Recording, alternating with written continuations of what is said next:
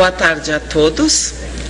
Dando continuidade às palestras desta tarde, nós queremos apresentar o palestrante Dr. Sérgio Felipe de Oliveira. O Dr. Sérgio Felipe de Oliveira é mestre pelo Instituto de Ciências Biomédicas de São Paulo, atua nas áreas de neurociências, clínica médica e psiquiatria. É diretor clínico do Pineal Mind Instituto de Saúde, neurocientista e idealizador e diretor do projeto Uni Espírito. Com a palavra, o Dr. Sérgio Felipe de Oliveira, com o tema Depressão, Ansiedade e Fobias. Não?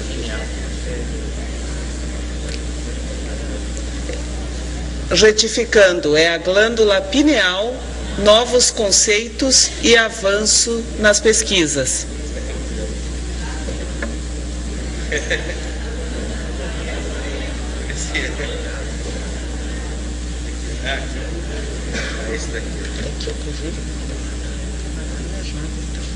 Certo? Certo. Eu retifiquei, Dr. Sérgio.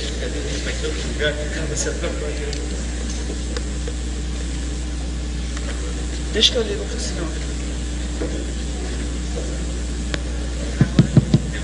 Obrigado. Boa tarde.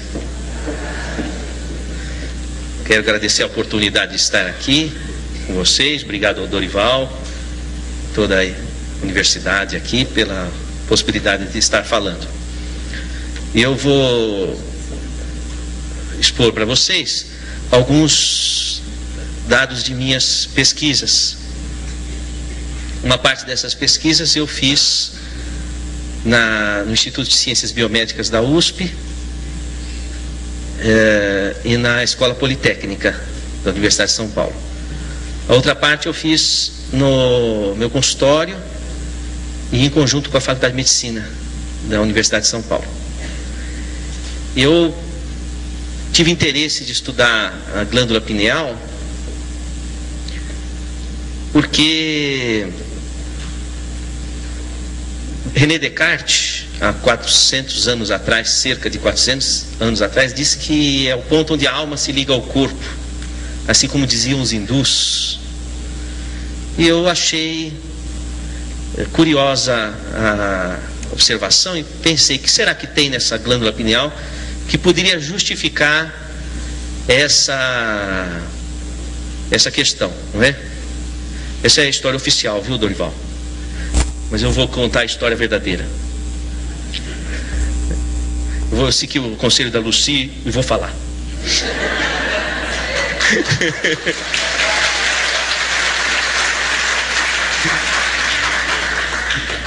Eu me formei em medicina e depois eu dividia meu tempo entre a clínica médica e eu estudava física no Instituto de Física da Universidade de São Paulo.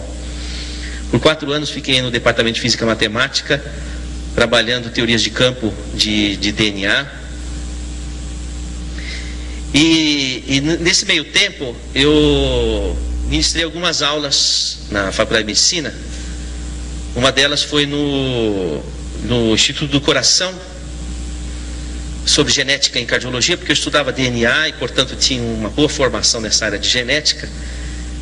E eu me recordo uma vez que, dando uma aula sobre genética do coração, eu disse, esses genes não vão funcionar se não tiver um espírito que induza o funcionamento deles. E naquela época estava hospitalizado no próprio Instituto do Coração, do HC, da Faculdade de Medicina, o professor Zerbini. Já ouviram falar do professor Zerbini? E ele mandou me chamar. Eu fiquei apavorado, falei, nossa, falei alguma coisa que não devia. E ele estava hospitalizado com câncer, já na fase terminal da vida dele. E ele disse assim, ouvi falar muito de suas aulas, não é? Eu falei, professor? Ele falou, gostei muito. Eu falei, então ele me aprovou nas observações. Até ele disse o seguinte, tenho 2 aulas ainda para dar e não vou poder porque não vou sair vivo dessa UTI. Você vai dar essas aulas. Eu dei as 2 últimas aulas do professor Zerbini, falando que o coração não se formava sem que o espírito estivesse ali induzindo a embriogênese. E aí passou um tempo. E tinha um professor também na neurofisiologia, chamava Juarez Ricardo, professor titular de neurofisiologia. Ele inclusive que traduziu do russo a obra de Luria, que Luria, você sabe que foi o russo que fundou a neuropsicologia. E esse professor falava assim para mim, nós tomávamos café no centro acadêmico, dizia assim, Sérgio, tem um abismo entre a psicologia e a neurofisiologia. Precisa de fazer algum gancho entre uma coisa e outra. E passou um tempo, o professor Zerbini desencarnou e o professor Juarez Ricardo também desencarnou. E aí eu estava na minha casa, eu morava numa kitnet, eu e minha esposa, comia no fogão de uma boca só, e eu tive uma alucinação. Então apareceu o professor Zerbini e o professor Juarez Ricardo na minha sala, assim. Eu falei, nossa, eu preciso tomar um remédio, eu estou alucinando. Daí eles disseram assim para mim, você precisa estudar a glândula pineal. Eu falei, imagina estudar a glândula pineal, um órgão vestigial, tem que voltar para a anatomia. Eu estou na anatomística, não estou na anatomia. De jeito nenhum, não, você precisa estudar, você volta na universidade, vai no departamento de anatomia e vai estudar a glândula pineal. Eu falei, mas isso não é um assunto que me atrai, porque eu estava na física quântica, estudar anatomia em cadáver já tinha passado há muito tempo de Versalhes isso, né? E aí eu deixei quieto. Aí passou um tempo, alguns meses, uma professora da anatomia, eu a encontrei numa palestra espírita, e me surpreendi, falei, olha professora, a senhora aqui, professora titular de neuroanatomia veterinária, a professora Ivênia Santos Prada. Aí ela estava com uma outra professora titular de anatomia também da Universidade Federal, e as duas estavam e vieram ter comigo. Falaram, Sérgio, você precisa pesquisar a glândula pineal, nós estamos precisando de uma pessoa no departamento para pesquisar. Eu falei, não é possível, a minha alucinação se vivificou aqui nesse, não é? Eu falei, vai ver, eu tenho mesmo que ir pesquisar a glândula pineal. E aí eu fui na anatomia lá da medicina e falei, olha, eu quero pesquisar a glândula pineal. Falaram, olha, você precisa fazer pós-graduação, mestrado, doutorado, para pesquisar, mas nós não temos linha de pesquisa em pineal, nós só temos, e desfilou uma série de infinitas pesquisas, mas sobre pineal não tinha. Eu falei, não, mas para mim eu só vou fazer a pós-graduação se puder estudar pineal, porque eu vim aqui para estudar pineal, sem contar a história toda, porque eu achava que eu estava maluco, iam perceber que era verdade isso. E aí um professor, subrepeticiamente, entendeu a situação, espiritualista inclusive, e me deu espaço para eu pesquisar. E aí foi. Aí saiu a pesquisa que eu vou mostrar para vocês e os derivativos dela. Tá?